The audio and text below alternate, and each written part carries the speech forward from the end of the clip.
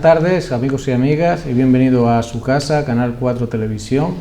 Mi nombre es Juan Carlos Pérez Marín, soy médico del Hospital Insular y vamos a comenzar hoy una trayectoria para hablar de salud. En primer lugar, dar las gracias a esta casa, Canal 4 Televisión, y un gran recuerdo para Julio Alfonso, que llevó durante tantos años el programa de calidad de vida. La idea es llevar todas las tardes, los viernes de 7 a 8 a sus casas, un programa sobre salud. Hablaremos de todos los temas relacionados con la salud. Vamos a intentar traer a los mejores profesionales de Canarias, de Gran Canaria, para hablar de la prevención de las enfermedades, en caso de que aparezca la enfermedad, evitar sus complicaciones y tener una vida completamente sana. Cada semana, como les digo, intentaremos traer un tema de actualidad, un tema que nos interese a todos, con los mejores profesionales de Gran Canaria. Para empezar esta andadura en vida sana, vamos a comenzar con un tema que es conocido por todos, que desde hace meses nos trae loca la cabeza y está todos los días en los medios de comunicación, que es el coronavirus. Para hablarnos del coronavirus, en primer lugar, dar la bienvenida al doctor Francisco Romero, agradecerle el que esté aquí con nosotros y que haya aceptado la invitación. El doctor Francisco Romero pertenece al Servicio de Medicina Interna del Hospital Insular de Gran Canaria.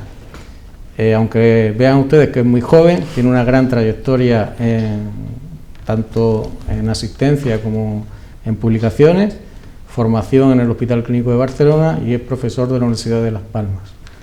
Muchas gracias y bienvenido, Frank. Buenas tardes y gracias por la invitación. En primer lugar, todo el mundo sabe lo que es un cardiólogo, lo que es un traumatólogo, lo que es un urólogo, lo que es un médico de atención primaria, pero quizá nadie sabe lo que es un internista. ¿Puedes explicarnos un poco qué es un internista? A ver, es una pregunta bastante difícil, ¿vale? Porque normalmente cuando se popularizó la serie House en su día, la gente cuando me preguntaba siempre le comentaba que era algo lo más parecido a la serie House, ¿no? Pero realmente lo que creo que puede aportar un internista a la sanidad fundamentalmente son dos cosas, principalmente el diagnóstico difícil de pacientes que no se sabe realmente qué es lo que tienen, qué enfermedad tienen y hay que investigar, hay que buscar la causa. Y en segundo lugar, sobre todo el manejo de aquellos pacientes que tienen enfermedad multiórgano, es decir, que tienen afectación a varios niveles, es decir, tienen problemas del corazón, del pulmón, del hígado, y que puede ser porque son pacientes ancianos que tienen enfermedades crónicas a diversos niveles o enfermedades que pueden afectar a varios órganos a la vez, ¿no? Como por ejemplo las enfermedades autoinmunes, las infecciosas u otras enfermedades. Muy bien. Bueno, nos vamos a centrar en el tema de hoy, el coronavirus. En la primera oleada, el doctor Romero fue uno de los internistas que estuvo tratando a pacientes de coronavirus. Está puesto al día, yo lo sé, porque trabajo con él. En coronavirus, al día significa hoy, en todo lo que se publica sobre el tema. Mi idea era que alguien que está puesto al día y que conoce todo lo que está publicado y cómo está la situación, pero también alguien que esté atendiendo a los pacientes de forma diaria de coronavirus, tanto en la primera oleada como ahora en la segunda oleada. ¿Qué opinión tiene de la situación en España, en Canarias y en Gran Canaria, de la situación actual en la segunda oleada? Hombre, en la segunda oleada depende de la región, ¿no? de España de la que hablemos. Quizás a nosotros esta segunda oleada nos ha cogido como más desprevenidos, porque realmente, bueno, tampoco lo sabemos a ciencia cierta, porque inicialmente las indicaciones para hacer PCR en la primera oleada al principio eran como muy restrictivas y ahora se hace PCR a más gente y tenemos mucho más diagnósticos de pacientes con coronavirus, lo cual nos hace controlar un poco más la situación, aunque los números de contagiados evidentemente van a ser prácticamente mayores que en la primera oleada. En Gran Canaria, pues bueno, el principal problema que hubo inicialmente fue hubo un brote relacionado inicialmente con el ocio nocturno, luego eso, pues bueno, Las Palmas de Gran Canaria fue quizás el sitio que más lo sufrió. Y luego ya acabando esta segunda oleada, porque ya estamos empezando a ver que está empezando a ingresar menos gente en el hospital, ¿vale? Por esta causa.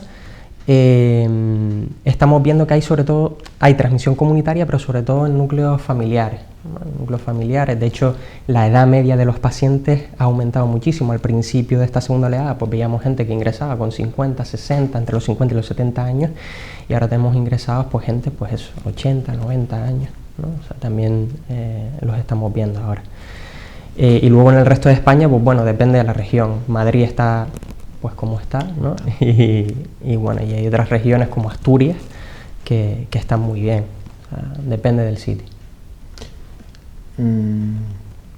Mi impresión, es una impresión personal, la gente en la primera oleada tuvo muchísimo miedo, era algo desconocido, la gente tenía muchos miedos, se dictó un confinamiento a nivel de todo el país, y tengo la sensación que la gente no le ha pedido el respeto, pero sí el miedo al coronavirus. Sí, yo creo que eso, que la gente que le ha perdido eso, un poco el respeto, nos relajamos un poco, todos nos relajamos un poco, y hay que saber que nos toca convivir con este virus probablemente durante bastantes meses adelante, ¿no? Entonces hay que tener bastante cuidado, sobre todo con las medidas de prevención que se han establecido. Yo soy de los que opina que el virus ha venido para quedarse y que no se va a marchar. No me refiero que no se vaya a controlar, sino que se va a quedar y que tendremos que vivir con él. Ahora no tenemos vacuna, hablaremos después de las vacunas, pero ahora lo que tenemos son medidas de prevención, de evitar. Todo el mundo sabe lo que es la mascarilla, algo que ya en los países asiáticos era normal verlo en la calle. Exacto. Hace muchos años. Ahora lo vemos por la calle en nuestro país. Todo el mundo sabe lo que es lavado de manos. Nosotros de siempre hemos hecho lavado de manos en el hospital. Lo del distanciamiento social, pues era una cosa que no teníamos ningún tipo de haberlo hecho nunca. ¿Hay alguna otra medida que tú implementarías o que te crees que sea necesaria para prevenir? Yo creo que las medidas que están ahora son medidas muy sencillas de realizar, muy baratas de realizar y que pueden salvar muchísimas vidas, ¿vale? Porque mucha gente se piensa que aunque uno tenga una PCR positiva, si está asintomático, no va a poder transmitir la enfermedad a otra persona. Y eso es un error grandísimo y gravísimo. ¿Por qué? Porque si tú eres portador asintomático, a lo mejor a ti no te pasa nada, no vas a tener la enfermedad, ¿vale? Aunque portas el virus. Pero si se lo pasas a otra persona que sí que es vulnerable, que tiene otras enfermedades crónicas, que tiene más edad, pues para esa persona podría ser letal, ¿vale? No obstante, es verdad que ahora tenemos quizás más conocimiento de cuál es la conducta que va siguiendo el virus una vez produce la infección, cuáles son las diferentes fases que se produce, y tenemos ya algunos tratamientos que podamos aplicar en las diferentes fases, que eso quizás al principio había mucho más desconocimiento. Nosotros nos generaba mucha frustración porque no sabíamos muy bien qué era lo que había que hacer con estos pacientes. Entonces, al final ha habido una avalancha de estudios, inicialmente con escasa calidad, ¿no? Porque al final esto es a un ritmo vertiginoso, y parece que ahora estamos empezando a ver la luz con el tema de los tratamientos, ¿no? Del coronavirus. Vamos a hablar ya del COVID, del coronavirus. Yo viví en su época, el virus gripe A, que también supuso una alarma social. Viví la alarma del SARS-1, de cuando apareció en China, y también nos preparamos, no llegó nunca. El virus, ¿cómo entra en el organismo y qué sintomatología produce? A ver, generalmente el virus pasa de una persona a otra por aerosoles, generación de gotas, ya sea al hablar, al gritar, al toser, ¿vale? Y entra generalmente en la mucosa nasal o a través de la nariz, de la boca o a través incluso de los ojos, ¿vale? Esas son las principales vías de entrada del virus. El problema de este virus también es que tiene la capacidad de permanecer en la superficie durante mucho tiempo, incluso en las manos. Por eso se insiste mucho en el lavado de manos, porque si tocamos una superficie que tiene coronavirus y nos llevamos la mano a la boca, a la nariz o a los ojos, puede ser que luego podamos desarrollar la infección. Entonces, por eso se insiste mucho en el lavado de manos. Entonces, una vez llega al tracto, a la mucosa nasal o a la mucosa orofaringea, ¿vale?, hacia la garganta, pues empieza su fase de replicación.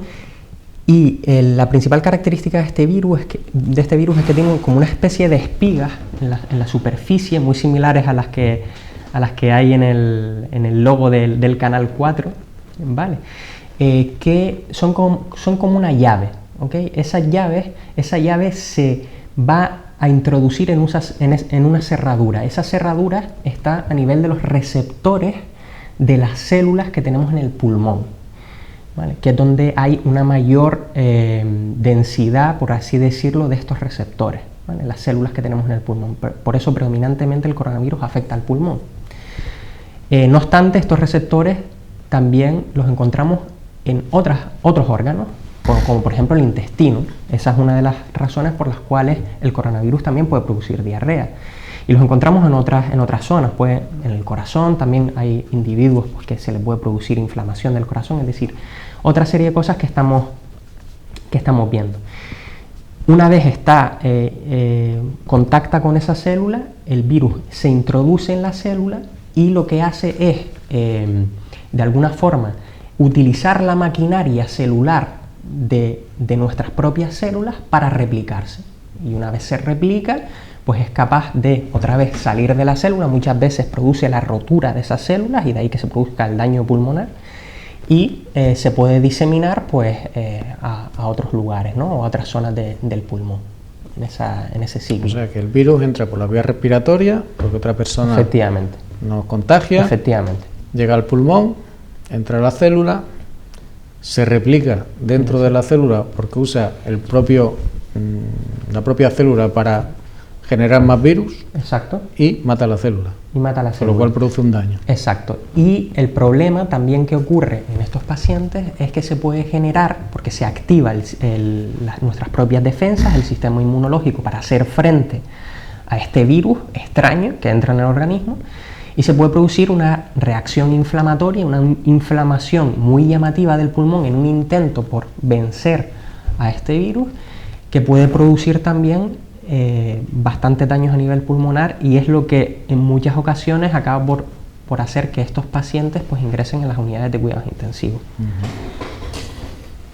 Para explicarlo un poquito mejor, para que todos nos entiendan, el virus produce una reacción inflamatoria que a veces es perjudicial, porque la cascada inflamatoria que produce más daño.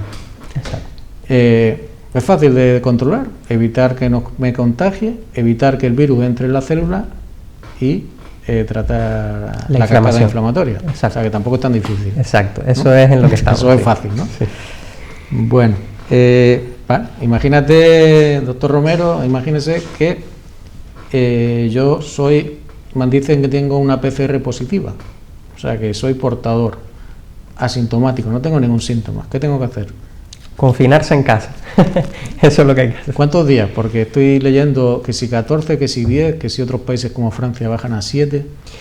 A ver, lo que hasta hace un mes aproximadamente, hasta hace poquito eran 14 días, ¿vale? Ahora el Ministerio ha decidido rebajar hasta los 10 días, siempre y cuando que lleguemos al menos 3 días asintomáticos, ¿vale? Eso es importante recalcarlo, ¿vale? Y eso en principio son los días de confinamiento que estamos, que estamos informando a los familiares que hay que tomar.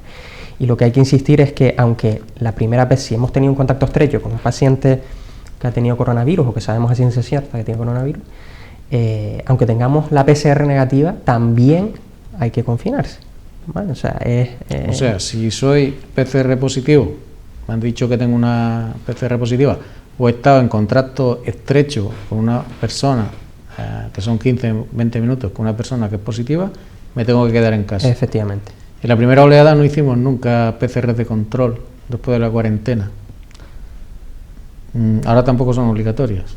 O sea que simplemente con estar en cuarentena, en casa, sin salir y no exponer a nadie, supuestamente debes estar bien. Exacto, ¿vale? Eso es lo que... Imagínate que estás en tu casa en cuarentena, empiezas con que te asfixias, que te encuentras peor, que sigue la fiebre alta y vas al hospital. O te derivan desde atención primaria, del control que lleva atención primaria, te derivan al hospital. ¿Por qué ingresa alguien o alguien se va a casa? ¿Cuáles son los criterios que estáis usando para ingresar? A ver, generalmente ahora en la situación en la que estamos, paciente que ingresa con esa sintomatología, que fue una de las cosas que me quedó por decir antes, ¿no? Cuando hablamos, generalmente lo que suele producir es un cuadro gripal, inicialmente produce debilidad, puede producir también dolores musculares, dolores de cabeza, luego ya también puede producir fiebre, tos, generalmente suele ser tos seca, y en fin, cada vez el paciente se va sintiendo más asfixiado y es por lo que decide acudir a la urgencia, ¿no? O por lo que es derivado a la urgencia. Entonces, ¿qué criterios de ingreso solemos emplear? Básicamente, además de los criterios de ingreso que solemos tener para todos los pacientes, evidentemente un paciente que tenga el oxígeno bajo, ese paciente lo más probable es que ingrese. Pero el criterio que estamos utilizando nosotros en el protocolo es si hay o no hay neumonía. Realizamos una radiografía de tórax, si vemos que hay neumonía, ingresamos al paciente. Utilizamos un manejo hospitalario. ¿No hay neumonía en la radiografía? Pues si el paciente no tiene antecedentes de enfermedades crónicas que pueden complicarse, se les manda a casa con tratamiento sintomático, es decir, su paracetamol para la fiebre, agua y demás. Y en aquellos pacientes que sí que tienen enfermedades crónicas, pues sí que empleamos algún tratamiento, sobre todo para intentar incidir sobre esa fase de replicación viral, ¿no? de multiplicación del virus. Bueno, eso es lo que solemos hacer. En otros virus, le voy a poner un ejemplo, el VIH, el virus del SIDA, el virus de la hepatitis C, nosotros podemos medir lo que se llama carga viral, cuánto virus tenemos. En este caso nosotros podríamos medir de alguna forma si tenemos mucho virus o poco virus. A ver, generalmente lo que se está haciendo es medir la PCR, o sea, el antígeno y demás. Podemos ver si tenemos mucho virus o poco virus, eso también se puede valorar, ¿vale? Pero bueno, generalmente lo que se está haciendo ahora es una prueba que es el CT, que lo que te sirve también no solo para valorar eso, sino para valorar la infectividad que tiene un paciente que tiene una PCR positiva en función de su carga, ¿no?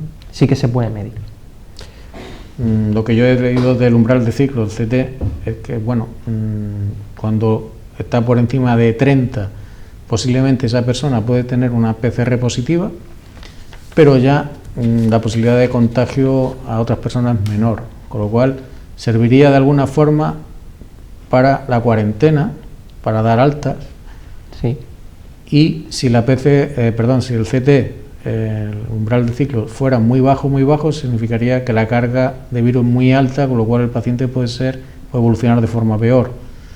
Actualmente no lo tenemos de forma sistemática establecido. Hay algunas publicaciones en algunas revistas, pero todavía no está del todo establecido que sirva para el manejo del paciente.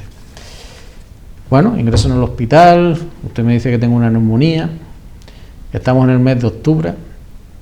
Todo esto empezó hace poquitos meses, en el mes de marzo, y lo que ha sido una vorágine de publicaciones y de aprender todos los días sobre la marcha y de cambios.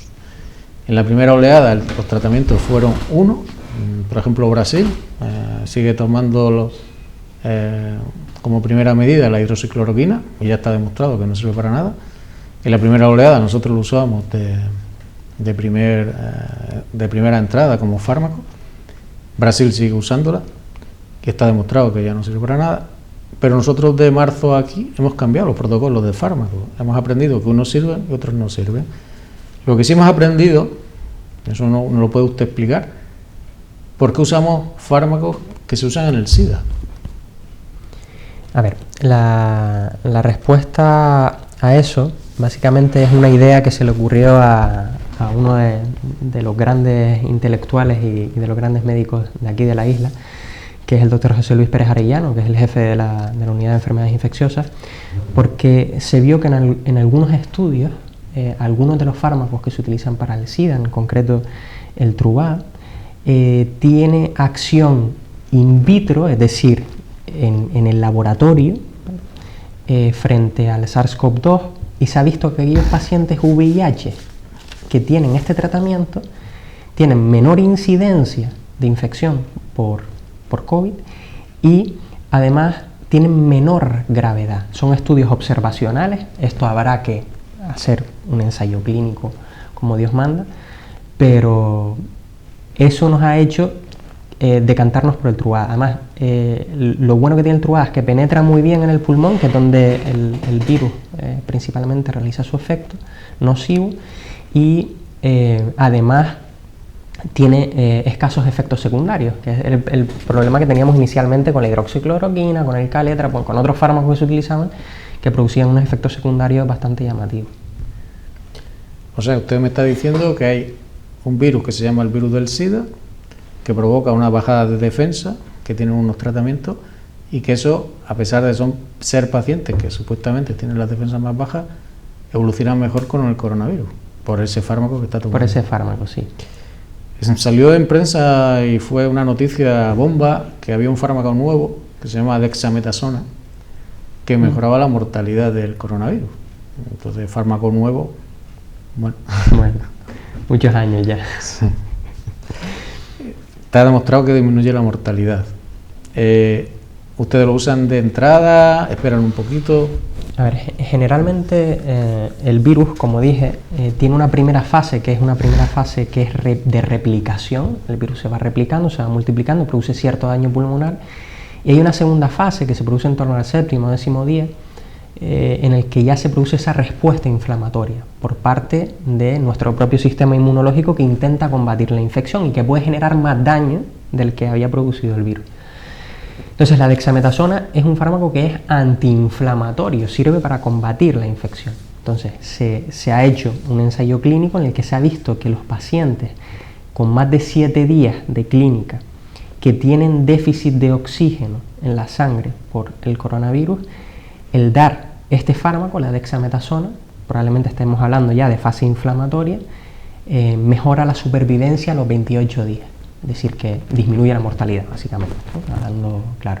Y otra imagen que se ha visto en medios de comunicación, en televisión sobre todo, son pacientes que están en la UBI y que le dan la vuelta para ponerlo boca abajo. Sí. Por pronación, para que la gente entienda, ponerlo boca abajo. ¿Por qué los ponen boca abajo? Sí, esto es algo que ya se empleaba en otros pacientes con insuficiencia respiratoria grave, que es tumbar a los pacientes boca abajo, básicamente porque nos ayuda a reclutar alvéolos, ¿vale? Es decir, las unidades funcionales del pulmón, es decir, aquellas partes del pulmón que no están bien ventiladas, pues que se ventilen mejor y que llegue mejor el oxígeno a esas zonas y que aumente el oxígeno en la sangre, para que nos entiendan, ¿vale? De forma sencilla. O sea, que mejoran al darle. Exacto, se ha visto que mejoran al ponerlos en prono, ¿no? en lo que es en pronación. Hay algunos fármacos, ahora en la segunda parte del programa hablaremos de ellos, que no disponemos actualmente, que lo tenemos que solicitar con una serie de criterios, que parece que sí son efectivos, que están aprobados para en este caso el coronavirus. Ahora en la segunda parte hablaremos de esos fármacos y si tenemos acceso directamente o tenemos que hablar de qué tipo de pacientes son, o es para todos, o es para solo para algunos, o para los más graves. Y ahora nos explicará usted un poquito de este tipo de tratamiento. El fármaco se llama Remdesivir y bueno, está autorizado para el coronavirus tipo 2. ¿Disponemos de él? Sí, disponemos de él. Generalmente lo que se hace es cuando un paciente ingresa con COVID, y normalmente lo que se utiliza, porque es donde se ha visto realmente beneficio, también es en aquellos pacientes que tienen déficit de oxígeno, ¿vale? Entonces, en esos pacientes que ya de entrada tienen algo de déficit de oxígeno y que no tienen contraindicaciones para el fármaco, ¿vale? Pues lo que hacemos es hacer un informe y vía farmacia se envía a la Agencia Española del Medicamento y luego ellos nos dan el visto bueno en función de los criterios que reúne el paciente de si lo podemos poner o no lo podemos poner. Ok. Bueno, vamos a pasar a publicidad y luego la segunda parte seguiremos con el doctor Romero y para ver, una vez que tenemos al paciente y ya lo hemos tratado, cómo va a evolucionar o cómo son las complicaciones. Pasamos a publicidad.